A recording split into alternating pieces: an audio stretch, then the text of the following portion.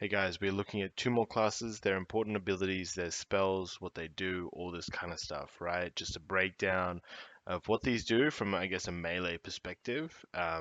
Looking at, essentially what you should look out for. Counter, I feel like, is a very strong word because sometimes these classes don't necessarily have a counter that you have. But I feel like the awareness in the game, like if you're having trouble with an awareness, a lot of the times is because you don't understand like what each button does, right? And all these different buttons, like it gets very, very confusing. It's quite difficult to understand, given, how much is in the game right now. There's 12 different classes, you have a whole bunch of different specs, all this kind of stuff, right? So it takes a long time, in my opinion, to really understand what's going on with some of these games. Like specifically, I think recently where there is legendaries on top of the classes. You have conduit powers that change how these classes are played. For instance, Disc Priest's Radiance Conduit. If you guys go and have a look at that, it's like a 60% extra healing on Radiance. If you just looked at its toolkit, you'd think Powered Radiance or whatever it's called would not be as good as it actually is. But you add this extra level of complexity on it, and it gets very, very confusing. So I wanted to break this down. We're going to look at the legendaries and conduits at the end of each of these sections, just because I don't want to add that level of complexity yet. So let's talk about the base kit of Elemental Shamans. If you verse Ellie Shamans, you won't you'll realize that it's a bit of an awkward matchup. They'll sort of be chilling in Ghost Wolf a lot, right? And Ghost Wolf means, let me just go pull out the spell. Ghost Wolf means they can't be prevented from being slowed by 100%, right? And if you don't have a slow on them, they'll be at 130% of your speed, so they'll always sort of outrun you. So you'll see a lot of shamans, jump out in Ghost Wolf, throw some stuff at you, blah blah blah, go back into Ghost Wolf, throw more stuff at you, throw some meatballs, which is lava bursts, all this kind of crap. And it's a bit confusing what they're doing because they don't seem to be casting. And then something like this will happen where, you get domed by like three lava surges at once, right? Or maybe 3 to 5 lava surges. So it's kind of hard to understand why that's happening. So I wanted to break down firstly what enables this combo, what you should try and be kicking, and sort of how shamans set up a lot of their toolkit. So, if we look at the talents for the shaman, they get these lava bursts, has 2 charges, which means that, when they get a proc, they get procs, I think, of flame shock, right? Which I think somewhere in their mastery. Sorry, I'm not completely certain. So Lava Surge, it's not a mastery, but it's a passive they have. So when they apply Flame Shocks to the entire team, there's this 10% chance to reset the remaining cooldown of Lava Burst, so they get a free Lava Burst proc. So you're probably wondering, why is it going twice, right? A lot of the times you'll see Shamans, they might Lightning Bolt you, and it'll, start to hit twice, like that just happened then. They might Lava Burst you, and then there might be 2 of them or 3 of them sometimes, right? And that's because of their mastery. When they have high mastery, their lightning bolt, lava burst, and chain lightnings have a higher chance to trigger a second cast on the same target, right? So if you just saw that there's a 85% of the normal damage, and it generates a little bit less maelstrom. So Maelstrom is generally used for these big Earthshock goes as well. So you can sort of see if someone stacks up a whole bunch of mastery, they can kind of do a whole bunch of instant casts, which is super, super like hard to react to, right? So we do this, we throw out like our meatballs, and then we Earthshock at the end of it, which is just an insane amount of damage, all in that one global, and it doesn't seem like they're casting anything at all. Right. So there's a couple things to note. Firstly, is the way you can tell a shaman setting up their big go tends to be, in my opinion, they'll drop this Sky Fury Totem, right? And the Sky Fury Totem gives them 20% extra spell crit. And because their Lava Burst always crits a target that has Flame Shock on them, right? This means that it's just a flat 20% increase to the damage of Lava Burst, right? Very, very strong. You'll also see is you'll see the Lava Surge proc on them too, right? So they usually won't do the go unless they have the proc, and they proc that off just flame shocking your entire team and keeping that flame shock up. The other thing you might see is this buff, Echoing Shock, right? Echoing Shock means that they get to cast the ability for a second time for free, which means that essentially two of the abilities come out, and obviously they can even get more procs, Lava Surge procs, as they're doing this setup. The other thing to note is you've probably seen this guy, the Fire Elemental, and this guy kind of slaps. He pumps, right? He's throwing out fire blasts to the enemy, but he can also throw out meteors. He can throw out immolates. He's just overall pumping damage the entire game. He's casting with them. For that, I think it's 20 seconds or something. 30 seconds, right? So this is like when they have their big go. They'll have this flame, this sky free totem out. They'll be echoing, shocking. They'll have the lava surge procs, all this kind of stuff, and then they'll finish it off with some huge crits on you, right? So everything I've said has probably explained why you're getting one shot by shamans a lot more. Is one, you're probably not reacting to the Stormkeeper, sorry, the Sky Fury enough, and all the procs and buffs. You know, you might not understand how this works. The echoing shock is probably an important one to look at too. When they have this echoing shock at them, you're going to get domed with multiple lava bursts. Not only two, but three or four if they get lucky with their procs, right? Um, and the other thing they have is Stormkeeper, which is I'm on a class trial, so I can't show you Stormkeeper, right? But Stormkeeper gives you two lightning bolts, which do more damage, right? And it causes them to be instant casts, so you don't have to cast them. Um, and they trigger an elemental overload on every target, right? And the elemental overload is what we have here. So they proc twice, right? So they're doing a huge amount of damage. When you see a shaman do something like dropping the Stormkeeper, putting down their Sky Fury, and then echoing shock and all this stuff, it's actually pretty predictable in a way. Like you can see all these things happen. This is why I think shaman is one of those classes that are bursty but not broken, because there is an adequate time to react if you know what you're looking for, right?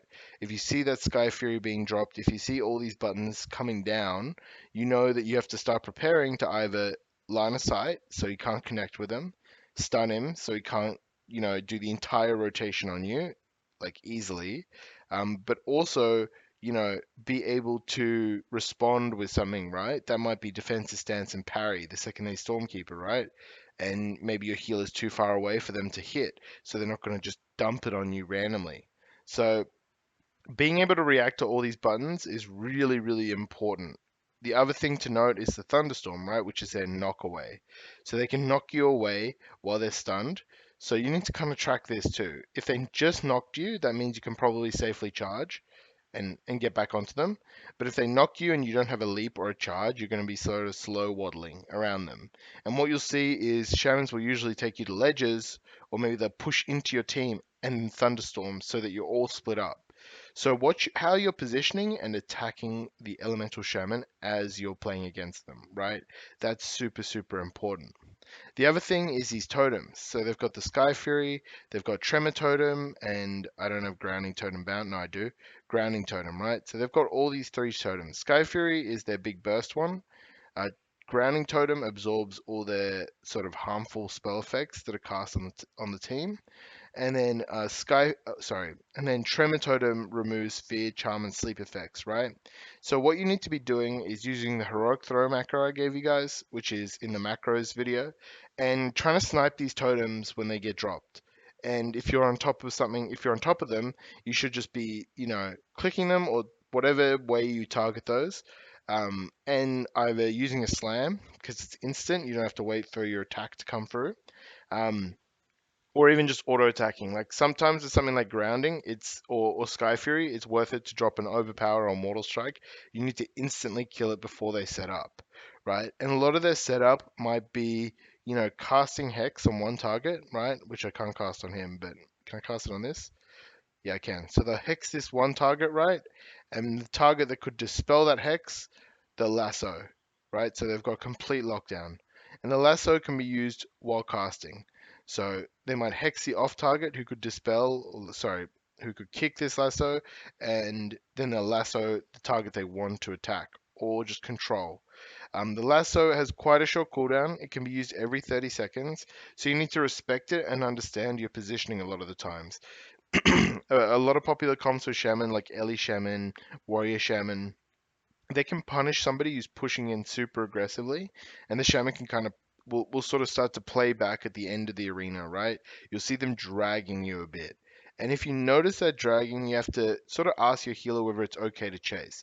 If your healer is at your starting room, healing your mage, and you're over the tomb, hitting the Ellie Shaman, um, and he's slowly dragging you to their room, then eventually you're going to get lassoed somewhere really, really hard to get away from and have to use a whole bunch of cooldowns or just die there, right? So super, super important to take note of that.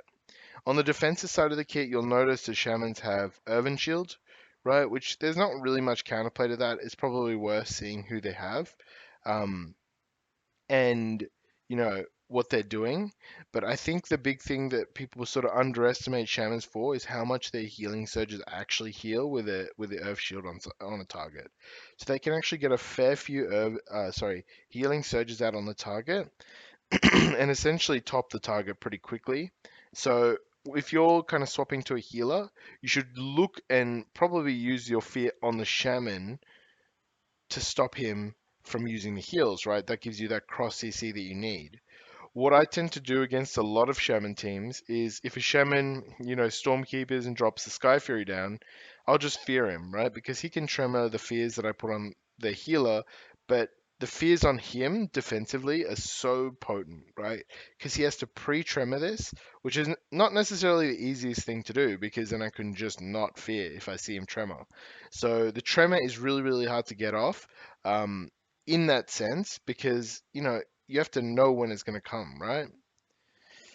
So, on other things to take note of, right, their Earth Elemental. And you'll see a Conduit with the Earth Elemental, which will essentially give them more health, but also their Earth Elemental can stun the target, right? So you might see the Earth Elemental stun you, or your teammate, which gives this 4-second pulverize stun.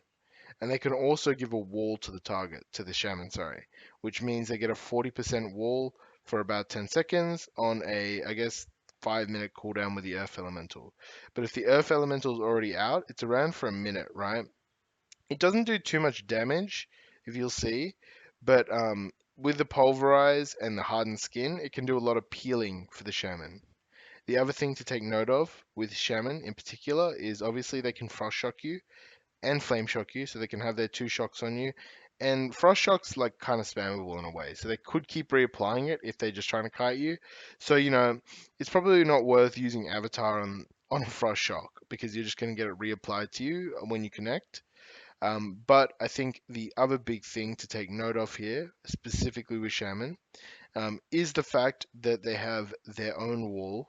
Let me go find it. I think it's the one that all shamans have. Astral Shift, right? And Astral Shift gives them a 40% wall for about 8 seconds. So with the rotation of, they'll usually try and rotate their Astral Shift and Earth Elemental um, to try and avoid sort of using both at the same time, right? So they can kind of have one for each of your goes. If you see Astral Shift, it lasts 8 seconds. It's not a permanent immunity. So if you don't think you can easily get back to the Shaman if you swap off, you can just stay on him and hit into the 40% less damage. But if there's other targets that might be easier for you to hit and do more damage on, it's worth just swapping on Astral Shift. So, more so if you see the shaman drop low between 35%, he gets instant 20% heal. And that happens every 45 seconds. So every go, you have to consider the fact that if you're bursting down the shaman in a stun or something, that this will instantly heal him for 20%. Obviously, if you have a priest or a shadow priest in the game, you can mind games him sort of at 40%, which will mean that the instant heal will kill him rather than helping him. But in a lot of other times, just take note of the fact that, well, look, sometimes you aren't going to be able to get that full, 100 to 0 because of this heal.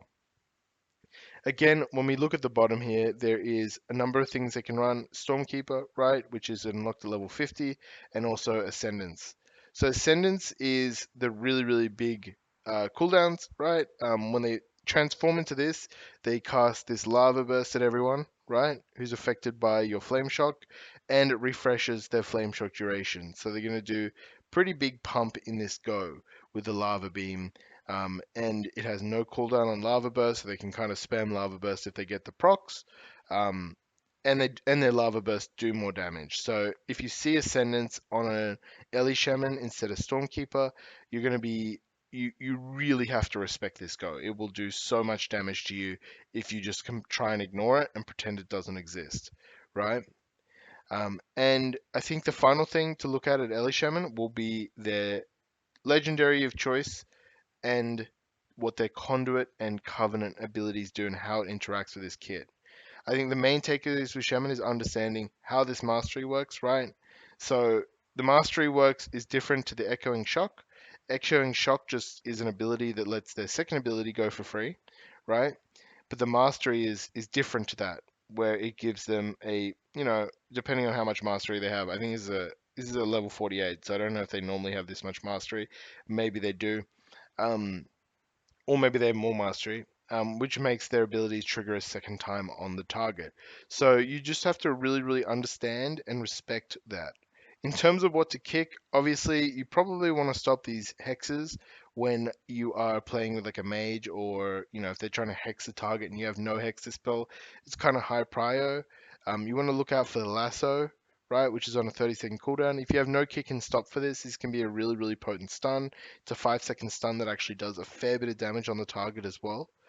Outside of that, stopping their lava bursts is not a bad thing, but also looking at stopping their big heals, right?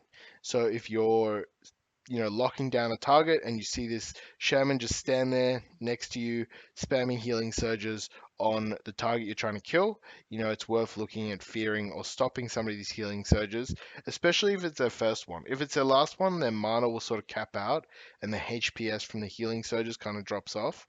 But if it's their sort of first one, it's really, really important to, try and stop that, because they're going to get 4 really, really big heals out. Finally, in Note to the Grounding Totem, I think a lot of melee sort of ignore this because it doesn't affect them. Being able to kill grounding totems quickly really helps your team. Firstly, if you're playing with a caster, right, it enables the burst from your caster to happen, and for your caster to be able to kick the target, because a lot of shamans can drop the grounding totem and then cast something like Hex, where they can't be kicked. So really, really important to kill that as soon as possible, just because it's such a big counter to casters. The other thing to take note of is shear, right? So you need to remember that the shaman can really lock down a caster. I feel like Ellie Shams are sort of like the warriors or windwalkers of ranged, like where they can sort of shut down every other type of melee. Really, like warriors and windwalkers can sort of shut down a lot of melee classes. Ellie Shamans can shut down a lot of caster classes as well. It's very like an anti-caster class. So you need to like kind of look out and try and support your team as much as possible. Maybe call out when he's sheared if you're playing with inexperienced casters, just so they can understand when to kick. Because a shear can present a massive headache for a lot of casters, especially when teed up with a grounding totem.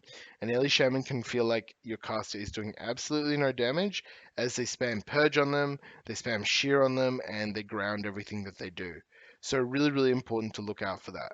So we'll pop into the second section here, which is about their Covenant and Conduit abilities. Okay, so a major part of understanding Ellie Shaman is understanding the main conduit that they tend to play. Um, Covenant and Conduits, right?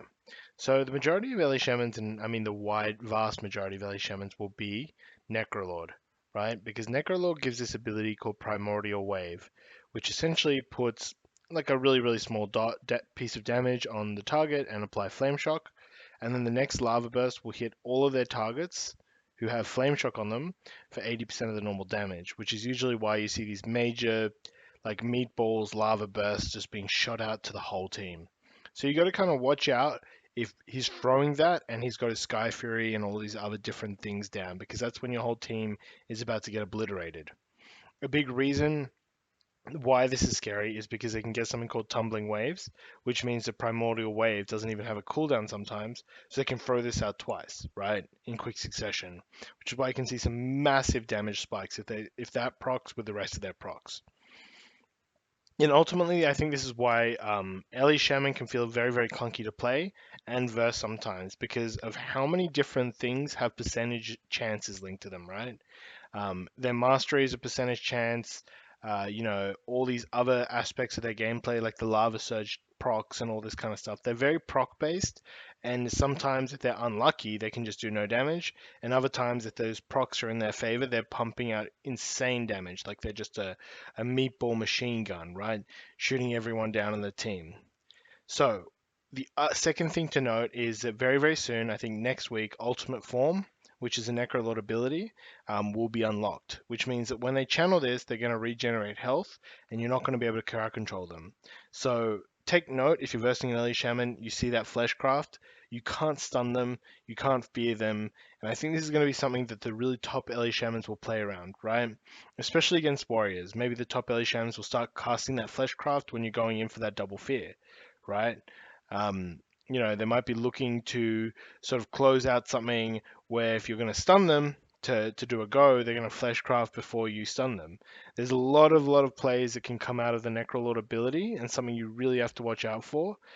In my opinion, the big way to counter it obviously is to kick and then do the go. But you should take a note of Fleshcraft, which has a 2-minute cooldown. If you feel like you're playing it like a high enough level where people are doing these types of plays. Another thing to note is this Vital Accretion, which gives them a huge health buff when they pop their Earth Elemental, right? So you'll see their health spike up, and that plus BM, plus any other health bonuses from Rally, Fort, you know anything else, their health will spike up to like 60, 70k. So during those windows, you're going to have to damage a whole bunch of damage to actually get them down. So it might be better to play around that Earth Alley and just avoid hitting them during those goes. And that kind of syncs up with their Fleshcraft as well, because it's based on maximum health, right? So they can get like a 14, 15k Fleshcraft off if they've got like a 226 Battle Masters plus the Earth Alley plus Fort. So all things that are really, really important to take note of, and we will look at the mage now, the fire mage in particular, because that's the meta mage, and mages are such a long topic that it's worth dedicating an entire like sort of focused look at one spec. Hey guys, how's it going? So we are looking at the mages now.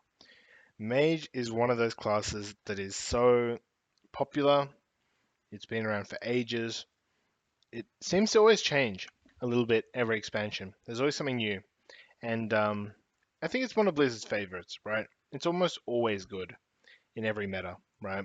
It has spammable poly, it has a dispel, it has pretty good survivability, 2 blinks, you can move while you're casting, you have an ice block, you have invisibility.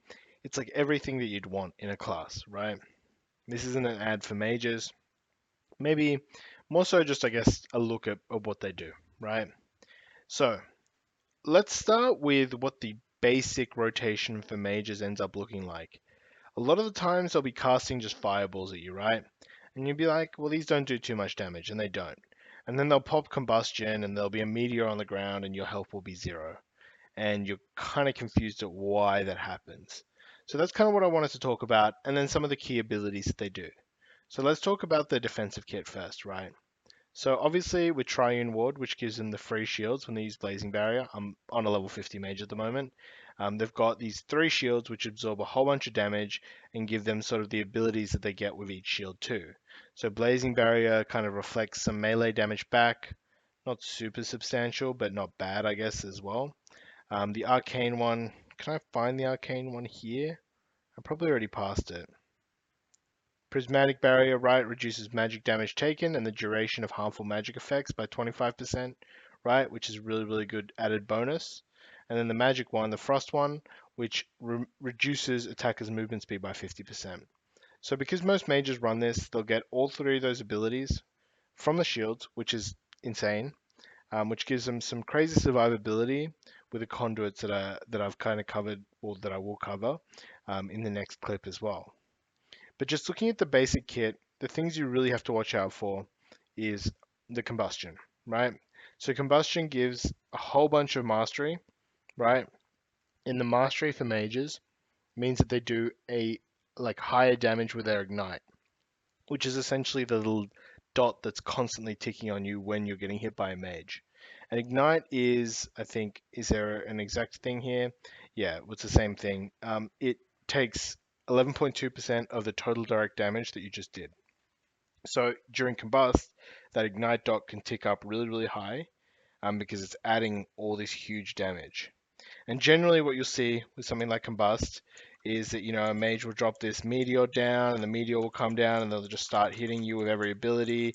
They'll run this Rune of Power as well, which gives them more spell damage. And even on my level 50 mage, right, I don't know any of this rotation. I'm literally spamming random buttons, etc., etc. You're able to do. You're seeing that the numbers are pretty high, right? The thing that's really, really crazy with Combustion is the fact that they can farm the combustion back really quickly, right? So combustion normally has a 2 minute cooldown. With this PvP talent called Pyrokinesis, you'll just see mages spamming fireballs all day, right? And you'll see my combustion timer here, and it's coming back so quickly, right? I almost have enough combustion back. If you ignore a mage too long, this is what happens, right? They have their combustion back in, a couple fireballs, and then they're ready to do it again, right? There's not much you can do about it. You're just constantly getting slammed by these fireballs, all this random stuff that's hitting you, these meteors that are coming on the ground, and then they just start spamming it right back up again. And that's, I think, why mages are so hard for a lot of warriors or melee classes to kind of understand, because there's so many different things to consider. One is they're polymorph, right? In one way, you're looking at the fireballs and you're wondering, well, look, if this is giving them the like combustion back, we have to stop that, right? Which is 100% true, right? That's something important to stop. But also, if I kick the combustion, then he can. I don't think I can poly anything here, but imagine this fireball's a poly. He can blink into my team and get the poly on my healer, right? Or he can Dragon's Breath, which incaps, and then drop. I have Ring of Peace here. Drop Ring of Peace on my, not Ring of Peace, Ring of Frost on my healer, which also polys them, right? Which share a DR with the poly. So, in my opinion, the best way to think about mages is to think about them in regards to DRs on your team and on your team, right? So, if your like paladin or your healer, right, is in has been polyed recently, that means the next poly on them will be shorter, right? Everyone knows that diminishing returns. So generally, a mage will do 1 or 2 polys, maybe even 3 polys, right? And then for, 20, 30 seconds, whatever the exact number is, for some reason I can't remember on the top of my head, they will not be able to poly a healer. Like they'll extend their own DR if they do it again. So that means that when they're casting poly, they're either doing it on you or your teammate. And there's a certain importance to when they're casting poly. If they're casting a DR poly on you, a lot of the times you can just let that sit if it's like half a poly and nothing's really happening in the game. If they're casting a full poly on you and your healer's cross CC'd, let's say he's in a Hodge or a Blind or a Fear, and you're about to get polyed and they're going to tee up on your teammate, you really need to stop that poly on you and disrupt it. And obviously your toolkit could be Stormbolt, it's Kick. I think every single melee has something similar to that, right? Has a stop for it. It just depends, what they're doing. And then in the other way, right, when your healer is not on poly DR and the mage is pushing up to be aggressive, there's huge priority on stopping the polymorphs on your healer, right? It gives him more time to react, get ready, but also the mage is overextending into your team. So you have some ability and some freedom to stop it, right? Like he's getting punished for using blinks and coming into your team. And that's a big thing to track too. Mages have 2 blinks, right? If they use both blinks, there's actually not an easy way to get out of here. Like they can frost nova you, but if you have a root break, they're kind of stuck here. So having an idea on the fact that, well, Blink has a 25-second cooldown, they get 2 charges, so obviously it's not perfectly, going to be 25 seconds. They're not going to have an easy way out and like to get away from you for a while if they blink twice and get in there deep. So looking at swapping to mages when they jump on top of your healer is actually a really, really good idea, especially if they use blinks. If they just invis open on your healer, then, well, they still have their blinks to kind of kite you and get away. But during the mid game, when I see mages jump on top of our healers that use blinks to get there, it's actually a really, really good idea to put pressure on them so that they're forced out and your healer has breathing room. Because a lot of the times, especially against caster clears or against rogue mage, you'll see a mage sitting on top of your healer and just boxing him out. Because every time your healer, let's say there's a pillar, tries to get around the pillar, the mage is just ready to cast a poly or DB them, right? To get them in that big DB and then get the Ring of Frost or poly off, right? So you need to help your healers out and help your team out by swapping mages when they're playing very, very aggressive. And that's kind of the only way you can counter a mage who's playing aggressive. You got to hit him so he gets out of there. And he will get out of there if you hit him because he's also very far away from his healer too. And he doesn't want to have to commit, block or cauterize or all his blinks just to survive. He'd rather hold that stuff so he can still stay aggressive. If a mage has no blinks and no court, realistically, if he pushes up on your healer like that with those two blinks, he can get punished really, really bad. So he doesn't really necessarily want to do that. So the majority of the damage will come from obviously this fire blast, pyroblast type of window in combustion. And then during this, when they're casting fireball to farm their combustion, I'll sort of make a decision whether it's worth kicking or not. In twos, I tend to kick it more, especially if my healer's on poly DR, and especially if both my healer and I are on poly DR. Let's say they used a Ring of Frost or something, and we've both been in it, just to slow down how fast they get this combustion back.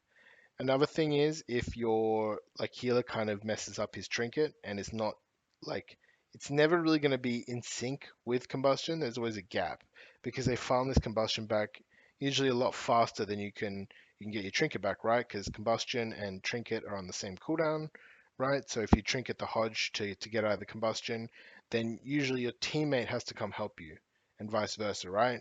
So if you're versing HPAL Mage in twos and they Hodge your healer, and he trinkets and uses his cooldowns to survive that combustion. The next combustion, you're going to have to trinket and rally and intervene, overwatch, anything else you can do, fear the mage, and stop all of that kind of stuff, right? And fear is a really, really good counter to combustion because it lasts about 6 seconds.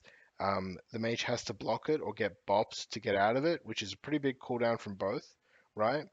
And he's committing and trading a pretty big cooldown for a single fear. So really take that into a note. The other thing to look at is this Rune of Power. So a lot of mages last season never ran this, but now that when you press Combustion, you also get a Rune of Power in your location, it's a much, much more popular spell, right? So when you combust, you'll see them kind of stand in the little rune and pump huge amounts of damage, which is why line of sight is still really, really important against a mage, right? Because while I can hit this target in my rune, if my target's over there, he leaps away, I have to go out of the rune, which immediately drops 40% of the damage there, right? So take that into note. A lot of mages won't just randomly combust and without lockdown on you, but if you trinket, you probably shouldn't just face tank the mage, especially when he's on his Rune of Power. You should try and move away from him as soon as possible and get out of there.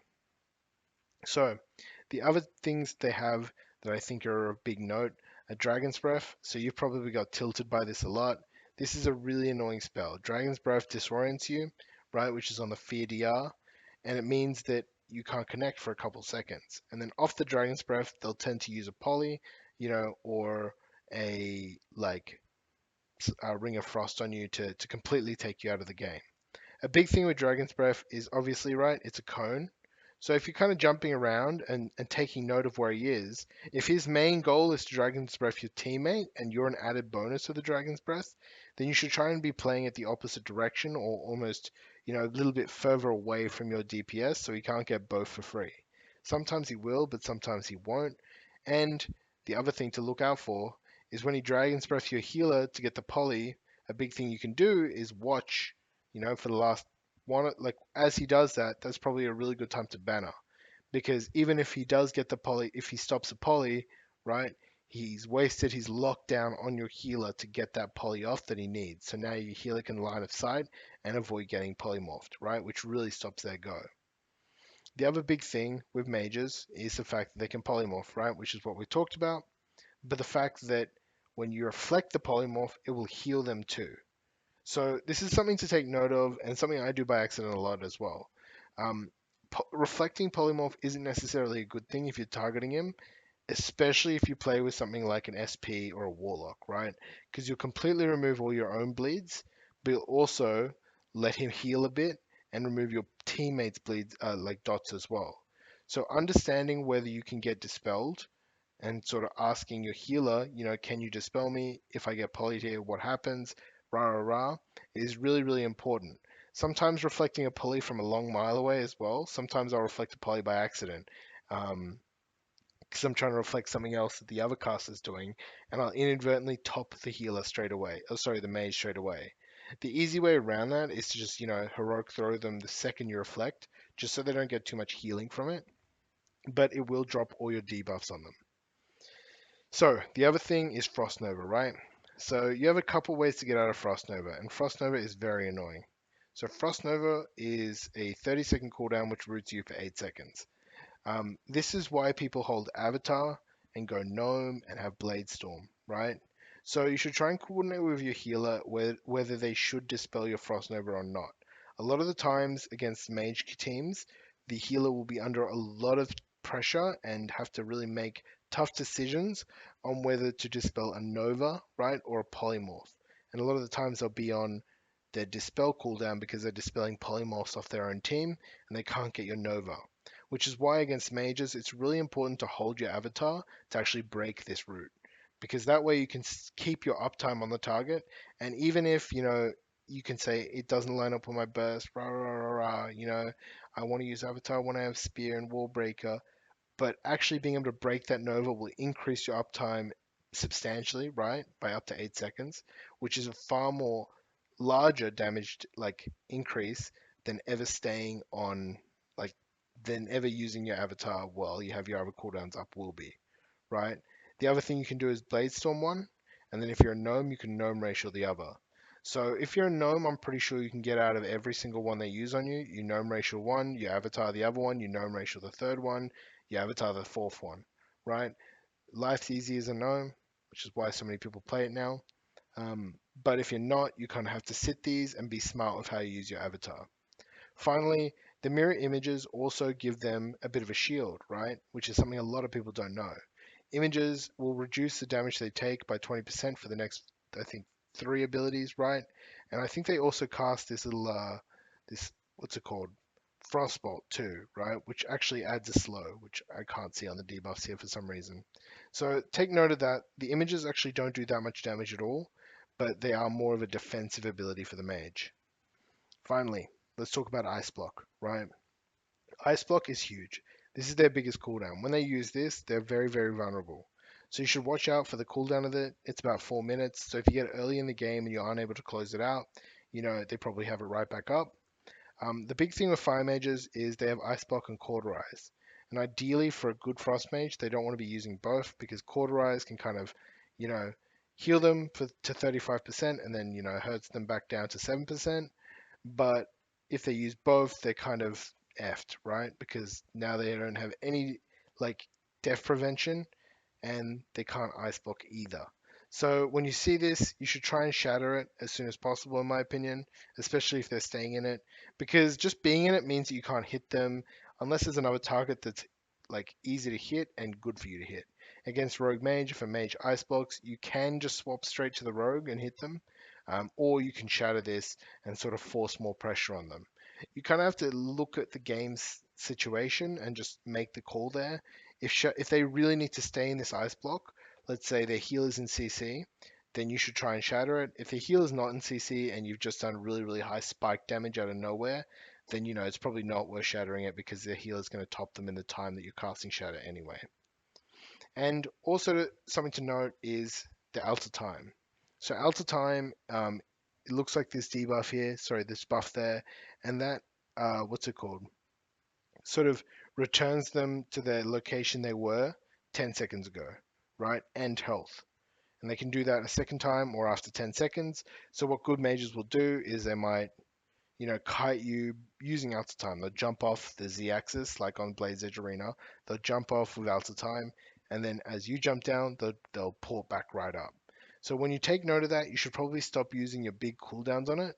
But what I notice a lot of mages are really bad at is that they might use this at 15k HP, and you might get an execute proc and a mortal strike, and you can proc them anyway.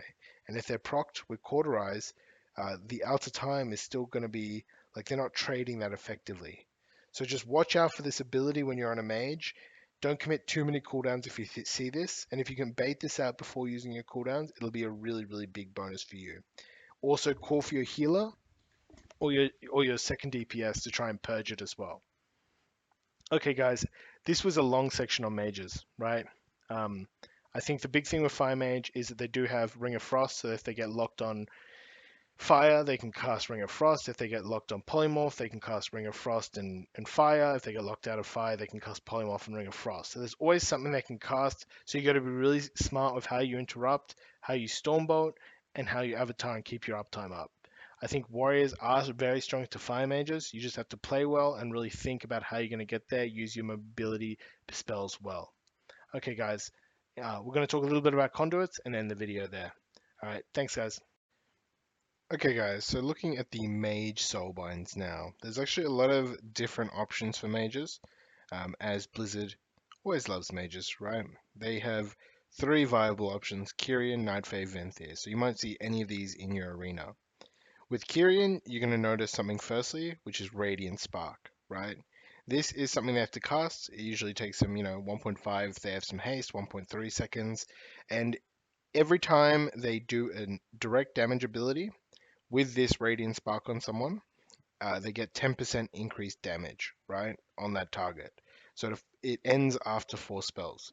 So what you'll probably see a lot of mages do who play Kyrian is they will, get some form of lockdown on their kill target, which might be you, and you'll see this Radiant Spark being casted, the Meteor coming down, and then a whole bunch of damage in the Combust, right? And the Combust will do extra damage because effectively, they're getting 10, 20, 30, 40% damage on their first 4 casts, right? Fire Blast, Pyro, all this kind of stuff.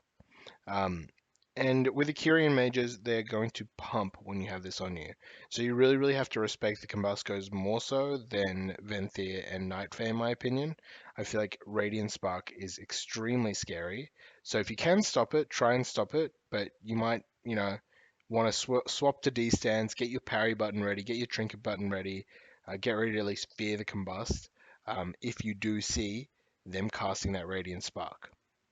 So we'll keep talking about the different covenants, right? So Necrolord, I don't think any mages run into Necrolord. I mean, it sounds really cool, right? You turn into a skeletal mage and you do AoE, but I don't think it's very good at all. I don't think anyone plays it. Night Phase, something you'll see often, right? So as they channel this, they do a bit of damage, nature damage. It's not too much damage, but they reduce all their ability cooldowns by 10 seconds over 4 seconds. So each tick, right, will reduce their cooldowns by roughly 2.5 seconds, which synchronizes really well with their blinks, right? So they can get their blink back, they can get their fire blast charges back, they can quickly reduce the cooldown of their combustion, all this good stuff that mages want to do. So if you see this and they've just combusted, you probably want to try and stun this, right? Try and stop them from getting the full shifting power off, because it will give them a whole bunch of abilities back, which could make your life a lot harder, especially with Triune Ward. The other thing is they get Soul Shape, so they get even more mobility to kite you with. So this is something to really, really watch out for if you are tunneling down a Nightfey Mage, because not only will you have to deal with the double blinks and the roots and all this kind of stuff, but you'll also have to deal with a Soul Shape. In my opinion, the best way to deal with Soul Shape is usually try and get a slow on it as soon as possible, and then try and walk over to it a lot of the times, and or wait till they use their final charge. So I think they get a charge every 3 seconds or 4 seconds. They get 3 charges, 3 teleports, I think. I believe that's the right number. So maybe wait to charge until they've done their third soul shape, or use your leap on that last soul shape. But a lot of the times against good rogue mages who run Nightfey, they will be too far away for you to even connect again, so it might be worth looking at another target. And then finally, looking at Venthyr, right? So Venthyr has this thing called Mirrors of Torment. So this essentially silences and roots a target with these 4 mirrors, which is really, really good against a lot of hybrids in my opinion. Not so good against warriors, but if you see this being cast on your healer or like a rep pally or something, this can be super, super effective to kill something um, and lock them down. Because not only does it do that, it also resets the cooldown of Fire Blast, right, by 4 seconds. It reduces it. And that final damage, that final mirror, does a little bit of damage, but it also silences them, which means they can't get Worded Glories off, they can't get Freedoms off, they can't do a whole bunch of things, so they're stuck in that route for a while. The other thing is Door of Shadows, right? In Door of Shadows, one thing you can do with Door of Shadows against any class is you can throw the spear down as they're casting it, which means even if they get it off, they're going to get speared right back on top of you. I would try and watch out for this, but not be too worried. If they're door shadowings on top of your healer, that's when you should probably look to leap and banner or leap intervene if you're running Overwatch and try and stop that poly from happening. So let's go back to Kieran just because it's an easier tree for me to look at. A lot of the conduits that they run will be something called Control Destruction, which makes their Pyroblast damage, their first one, do 7.6% more, just flat damage. They'll also run usually Diverted Energy, so their Triune Barriers will give them a pretty substantial heal every time they use them because they get 3 shields. So this might be looking at like a 4 to 5k HP heal after nerfs. The other thing is Infernal Cascade, which has been recently nerfed by 23% or something. I don't remember no, 10, it got nerfed by 33%, and that reduces combustion damage by about 10% damage, right? But Infernal Cascade essentially buffed combustion, giving it roughly about 20% extra damage, which I think now is somewhere along the lines of 18%. Correct me if I'm wrong. It's somewhere in that range, right? So that's kind of why mages have been doing way more damage in these combustion goes than ever before. So, um, as we end the video, I kind of realized that I didn't add the Ellie Shaman legendary in there too, so I'll probably edit that one back in, but I'm going to show those two legendaries at the start of each section. Let's look at the legendaries that Ellie and Mage will tend to run. So a lot of the times mages will run something called Triune Ward, right? Which is a very, very powerful defensive ability, which gives them a barrier of pretty much every single barrier when they use a barrier, right? And this is roughly an 11k damage absorb, so pretty substantial when you consider how much damage that you normally swing at, and the fact that their barriers are not on the longest cooldown. So if you see those triple barriers, you should really, really watch out for this, because it's a huge amount of extra healing that you'll have to go through with that conduit, but also the barriers themselves are quite substantial. So if you have a dispel on your team, try and get that dispelled as soon as possible.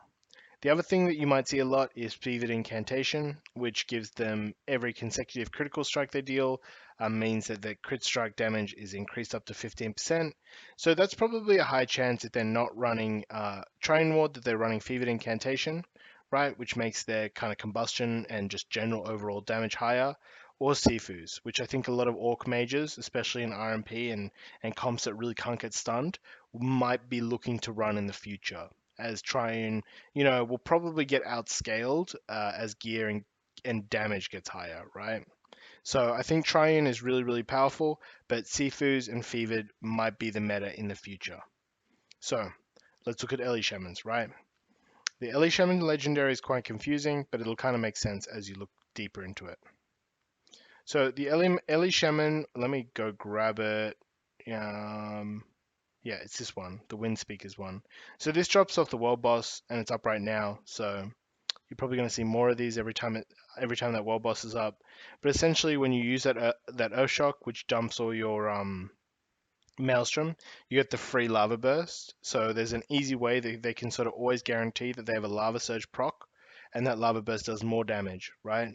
So that's how you get these huge spikes of damage where they're just throwing out a whole bunch of I guess, Lava Surges in that short window. So really look out for that one. And ultimately, this concludes this video, right? I hope this was useful. I've tried to get into as much depth as possible from my perspective. Of course, I am not a mage, nor am I a Ellie Shaman main. It's just my attempt at understanding what they do based on the arena games I've played, based on, I've kind of played both of them at some point, and dabbled with them. Fire Mage, I think I got to like Duelist last expansion, and I think at a certain stage, of play, like everyone gets a pretty good idea of what everything else does, and that's really, really important to become a better player. So, hopefully this was useful. Again, if you enjoyed this, it's much appreciated if you subscribe to the channel. It really helps us out. And, if you want to watch some games live, you just want to have a chat, you want to talk about whatever, your arena games, your old pizza, what you should have for dinner, all these kind of questions that are bothering you, try and follow my Twitch and say hello when I'm streaming. I usually post it on the Discord below too, which is also linked there.